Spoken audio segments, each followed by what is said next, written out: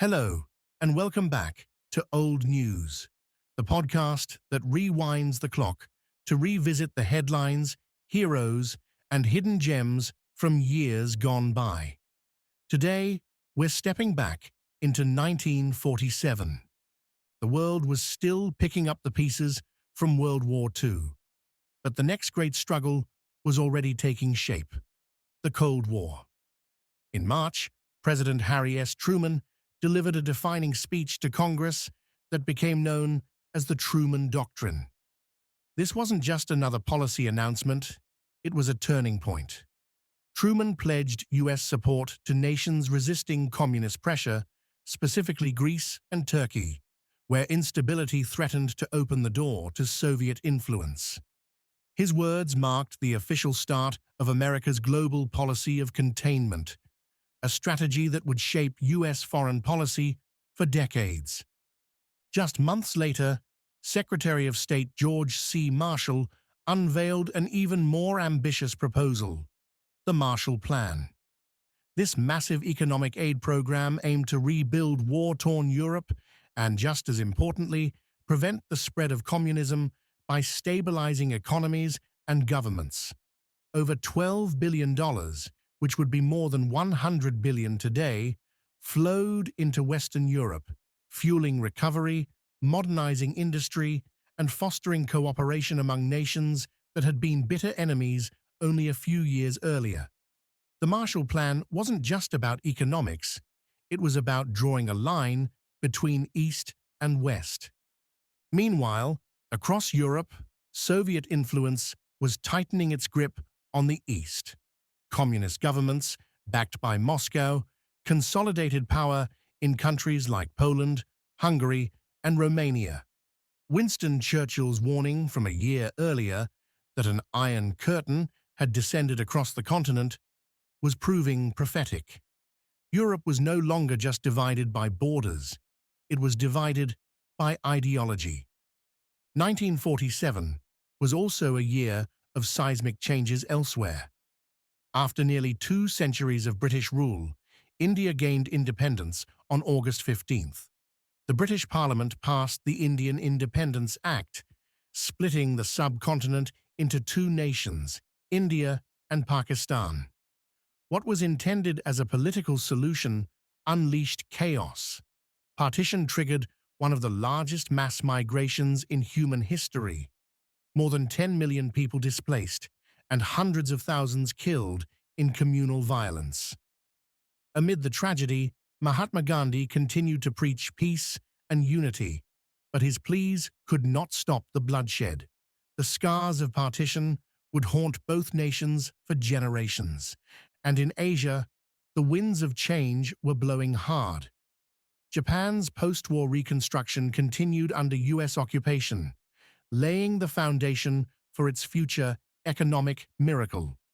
Meanwhile, in China, the civil war between nationalists and communists intensified.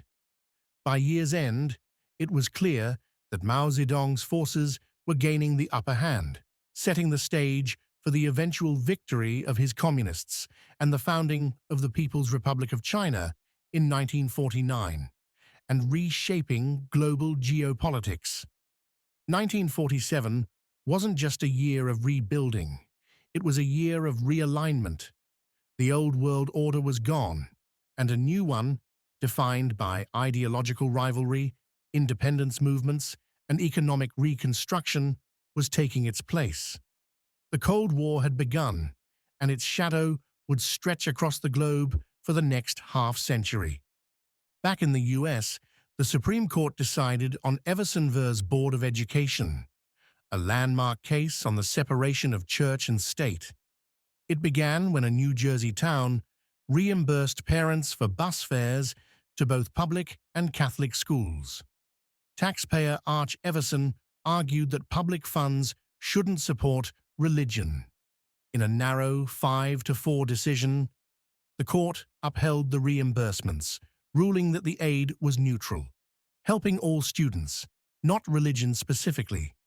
But Justice Hugo Black's majority opinion famously declared that the First Amendment built a wall of separation between church and state, making a judicial interpretation of the same principle that Thomas Jefferson had described in his letter to the Danbury Baptists. The First Amendment states that Congress shall make no law respecting an establishment of religion or prohibiting the free exercise thereof. In other words, the government can't promote religion, but it can provide general public services like transportation, police, and fire protection, even if religious institutions benefit incidentally. Everson was also the first case to apply the Establishment Clause to state and local governments through the 14th Amendment, which says that no state can deprive any person of life, liberty, or property without due process of law, nor deny to any person within its jurisdiction the equal protection of the laws. Originally, the First Amendment applied only to the federal government, but after the 14th Amendment was ratified in 1868, the Supreme Court used its due process clause to incorporate parts of the Bill of Rights, meaning states also had to respect these protections. 1947 was also a year of remarkable innovation. At Bell Laboratories, 3 scientists, John Bardeen, Walter Bratton, and William Shockley, invented the transistor, a small but revolutionary device that would replace vacuum tubes and usher in the digital age. It was possibly the single most important invention in modern electronics, paving the way for computers, radios, smartphones, etc. And over at Harvard University, the Mark II computer made history when an actual moth got stuck in a relay, literally becoming the first documented computer bug. And a company called Polaroid released the first instant camera, letting people see their pictures develop in under a minute, a small marvel that delighted consumers and foreshadowed today's obsession with instant images. The first commercial microwave oven was also introduced by Raytheon, though it was bulky and expensive. The company also developed the first transistorized hearing aid, making technology more accessible to everyday people. And the invention of Velcro, inspired by burrs sticking to a Swiss engineer's dog, provided a practical new fastener that would soon find endless uses. Scientists also made medical progress in developing cortisone for treating rheumatoid arthritis. In aviation, Chuck Yeager, a U.S. Air Force test pilot, broke the sound barrier in October, flying the experimental Bell X-1 aircraft at over 700 miles per hour. It was a milestone in human flight, the first time a person had traveled faster than sound. And a few weeks later, Howard Hughes made headlines by piloting his massive Spruce Goose, the world's largest wooden airplane. It flew for less than a minute, but became a legend of aviation ambition. With the atomic bomb only 2 years old, public fascination with science, and fear of its power, was everywhere. The Doomsday Clock was introduced by the Bulletin of the Atomic Scientists, originally set at 7 minutes to midnight, symbolizing the growing peril of nuclear war. And something strange happened in the skies over Roswell, New Mexico, where rancher Mac Brazel discovered strange debris. In July 1947, the U.S. Army announced it had recovered a flying disc, only to retract the statement the next day, claiming it was a weather balloon. This followed first reports the year before of ghost rockets in Sweden, unexplained aerial phenomena that sparked speculation about secret weapons and extraterrestrial visitors. Both incidents ignited the modern UFO craze and cemented itself in conspiracy lore that continues to this day. In entertainment, Hollywood flourished even as it faced the growing Red Scare. The House Un-American Activities Committee held hearings investigating alleged communist influence in the film industry, resulting in the Hollywood 10 being blacklisted for refusing to testify. a chilling moment in the intersection of politics and art. Yet audiences flocked to movies like The Miracle on 34th Street, Gentleman's Agreement, The Secret Life of Walter Mitty, and The Egg and I. And Perry Como and Frank Sinatra dominated the radio airwaves, and a new sound, rhythm and blues, was beginning to bubble beneath the surface, hinting at the coming rock and roll explosion.